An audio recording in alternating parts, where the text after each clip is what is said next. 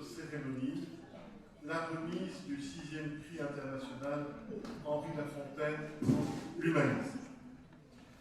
Comme vous le savez, chaque remise de prix est présidée par une personnalité nationale ou internationale. En 2012, ce fut Stéphane Hessels, ambassadeur de France. En 2014, c'était ici, dans cette même salle, Madame Antoinette Spaak, ministre d'État. En 2016, l'écrivain et académicien Amin Malouf. En 2018, le militant des droits de l'homme Mokhtar Trifi, qui a reçu d'ailleurs aussi le prix Nobel de la paix pour avoir participé au dialogue en Tunisie. Et en 2021, la militante des droits de l'homme tunisienne aussi, Fawzia Charfi. Quant aux lauréats, ils ont été en 2012 le Centre autrichien de philosophie pour les enfants, en 2014 l'association Cartooning for Peace créée par Jean Plantu, en 2016 l'association Avocats sans frontières et la Maison de la laïcité de Kinshasa, en 2018 la plateforme citoyenne de soutien aux réfugiés et il y a 2 ans, en 2021, c'était la cérémonie 2020 reculée de quelques mois vu la crise sanitaire, l'école à Azaka du Haut-Rwanda. Cette année, j'ai le grand plaisir de recevoir une autre grande dame, une militante infatigable des causes justes, une personne engagée, pour qui l'humanisme, la liberté, la paix et le respect est essentiel. Merci très chère Françoise Kulkens d'avoir répondu à l'appel de la Fondation et d'avoir accepté de parrainer et de présider le prix Henri Lafontaine 2023. Chère Françoise, si tu peux revenir pour la remise. Je voudrais d'abord vous dire à tous et à toutes la motivation du jury qui a présidé ce prix. Soucieux de mettre en valeur l'extraordinaire combat des femmes en Afghanistan, en Iran et partout dans le monde, le jury du prix international Henri Lafontaine a attribué à l'unanimité le prix international 2023 à la journaliste afghane, exilée en Belgique, Madame Leilou Salit, pour son combat pour le droit des femmes et particulièrement en faveur de l'éducation des filles de son pays. Leilou Salit a 16 ans quand, en 1996, les talibans conquièrent le pouvoir et réduisent, voire suppriment les droits des femmes, interdisant notamment la scolarisation des filles. Jeune étudiante, elle organise des cours qu'elle dispense en cachette aux petites filles interdites de fréquenter les écoles. Aujourd'hui, comme les talibans sont revenus au pouvoir, elle poursuit ce même combat depuis son exil en Belgique et gère des formations en toute discrétion, en effet plus que jamais. Elle est persuadée que la résistance à l'obscurantisme germe dans l'instruction et s'en nourrit. Les engagements de Leilou Salit s'inscrivent pleinement dans ceux d'Henri Lafontaine qui militait activement pour les droits des femmes et l'éducation des filles, pour leur accession à une formation de qualité égale à celle des garçons. Rappelons-le, phénomène rare au début du XXe siècle, Lafontaine fut président d'une des premières écoles pour jeunes filles à Bruxelles. Toutes ces raisons ont conduit le jury du prix à remettre son 7e prix à une femme engagée, Madame Leilou Salit, afin de souligner la haute valeur de son combat et l'aider à poursuivre ses actions aussi engagées que solidaires des causes que défend notre association. Chère Françoise, si tu peux remettre.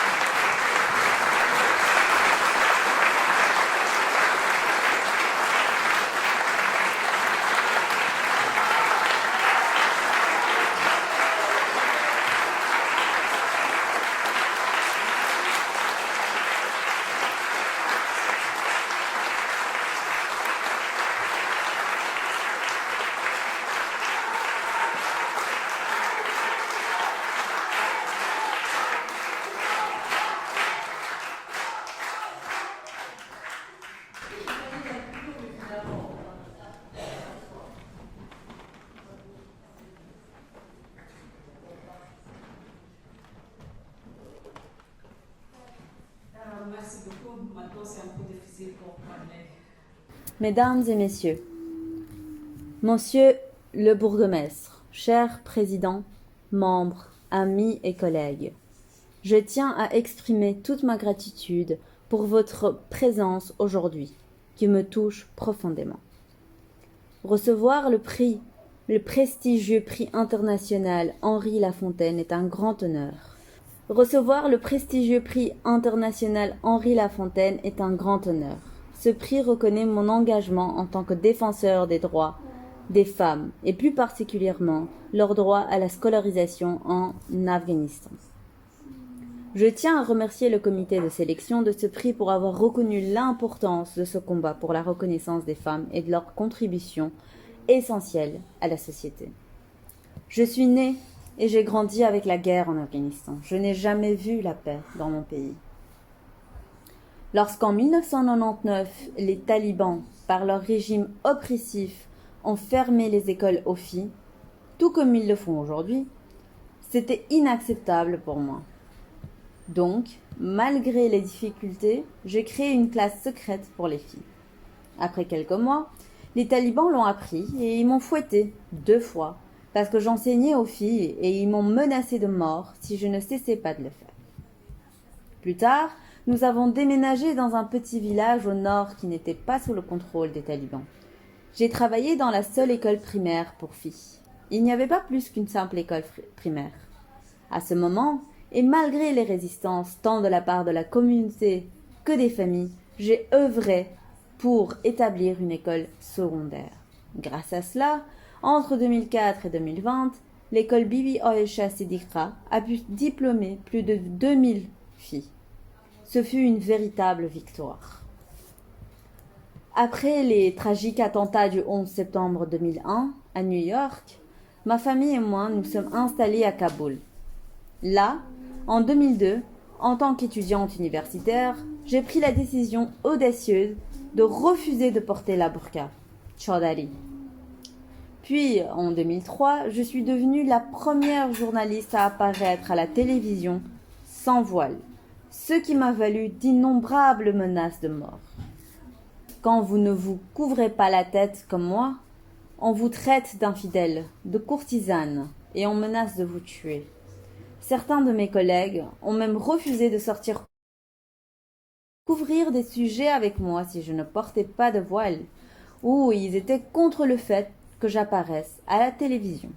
Alors que certains peuvent trouver du soutien au sein de leur famille, obtenir le soutien de la communauté reste un défi majeur.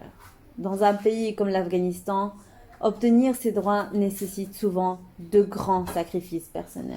L'Afghanistan est actuellement l'un des pays les plus dangereux au monde pour les femmes, où la plupart des femmes sont privées de leur liberté. L'Afghanistan est actuellement l'un des pays les plus dangereux au monde pour les femmes, où la plupart des femmes sont privées de leur liberté, de leurs droits les plus fondamentaux.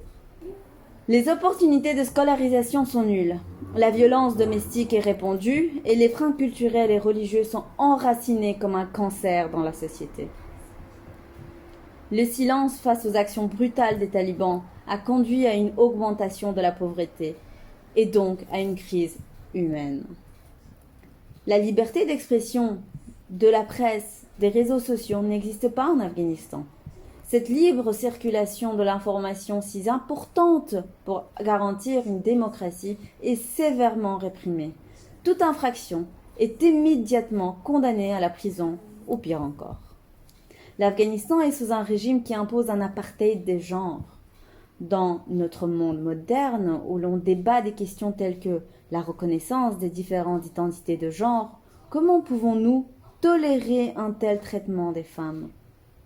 Henri Lafontaine a défendu l'émancipation des femmes, l'expansion de la démocratie et l'accès au savoir pour tous, parce qu'il pensait que la paix ne pouvait être atteinte que dans une société démocratique et égalitaire. Henri Lafontaine était un pacifiste, mais même les pacifistes ne peuvent rester muets face à un risque majeur. Dans un monde qui se définit comme civilisé et qui traite des problèmes de société tels que combien de types de toilettes faut-il construire pour répondre aux demandes des genres, Dans ce monde civilisé, comment peut-on s'accommoder de l'apartheid entre les sexes imposé contre les femmes par le régime illégalement en place dans mon pays? Quand les femmes sont interdites d'éducation, de travailler, de sortir sans un mal de famille, de visites médicales sans surveillance, et ne peuvent aller chez le coiffeur ou même interdites d'aller simplement se promener dans un parc. Lorsqu'elles sont obligées de porter le hijab, elles sont forcées de se marier. Je vais vous demander de penser une minute. Si votre fille, votre sœur, votre mère ou votre femme n'était pas autorisée à faire toutes ces activités, quelle serait votre réaction? J'invite les habitants de ces pays civilisés à aller expliquer aux talibans qui dirigent l'Afghanistan ce que signifie LGBTQIA+.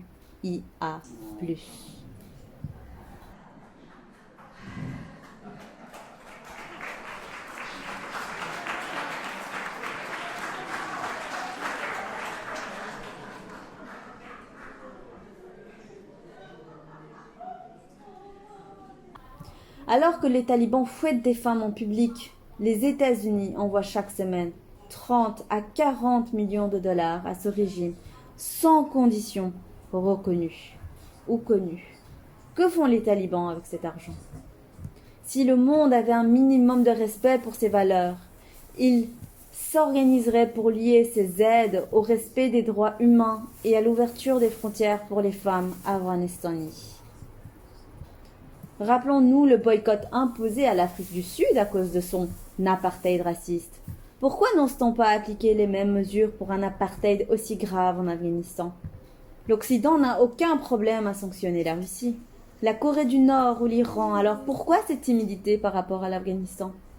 Il est important que le monde, appelé libre, donne enfin maintenant un signal fort et efficace pour faire comprendre au peuple d'Afghanistan et surtout aux femmes qu'ils ne sont pas les oubliés de l'histoire.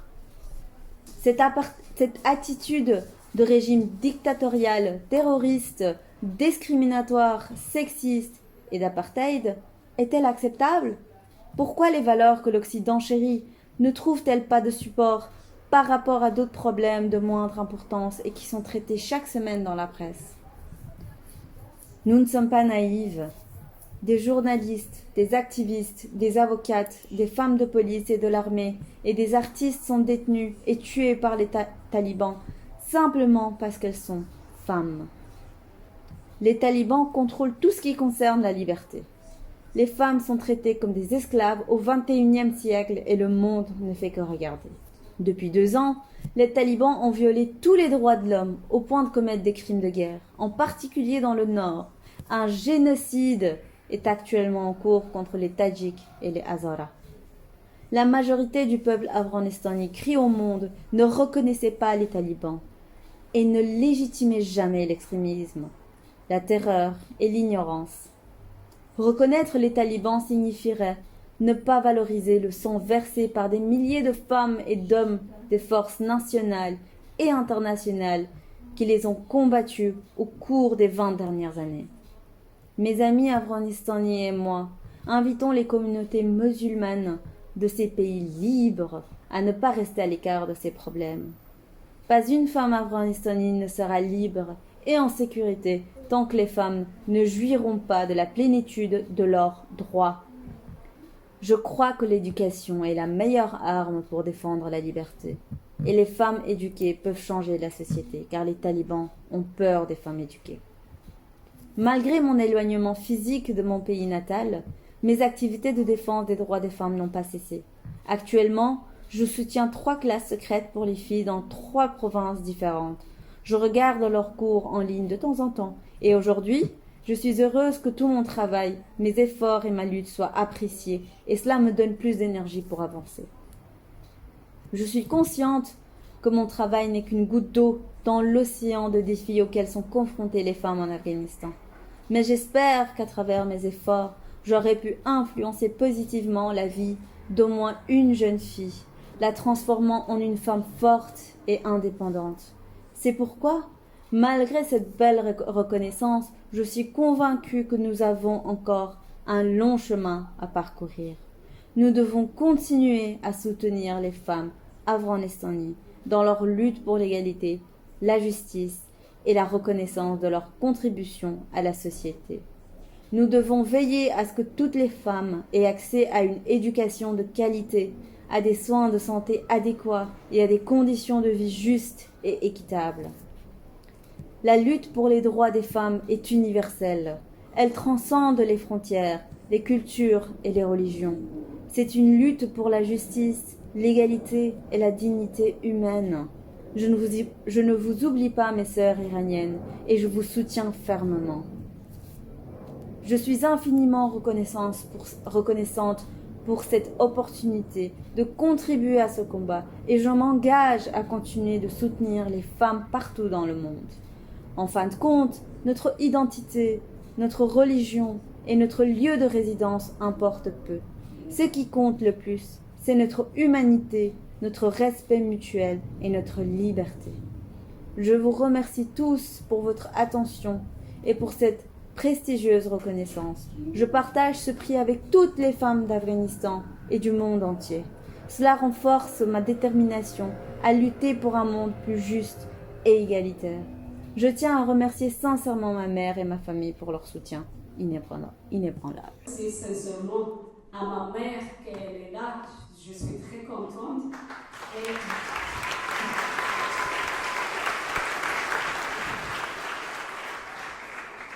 Et ma famille et aussi toutes les personnes présentes dans cette salle. Merci beaucoup. Désolée pour la...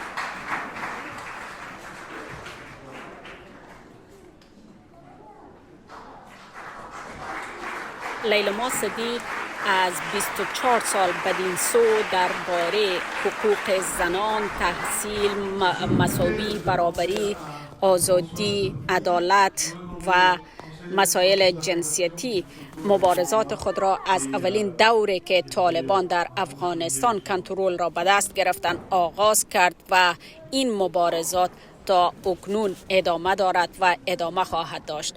با پاس کار و فعالیت هایی که در راستای دفاع از حقوق بشر به ویژه حقوق زنان و دختران در افغانستان در طول این مدت انجام داده و همچنان همیشه با تهدیدات بسیار جدی روبرو شده است، نهاد بین المللی آنری لافانتین این بار در سال 2023 بلندترین جایزه دفاع از حقوق بشر یا یومانیسم به ویژه در بخش تحصیلات با دختران را برای لیلما سدید، اولین خبرنگاری که در کنفرانس خبری آمد کرزی در سال 2003 بدون چادر ظاهر شد و تهدید بسیار زیادی را به دست آورد.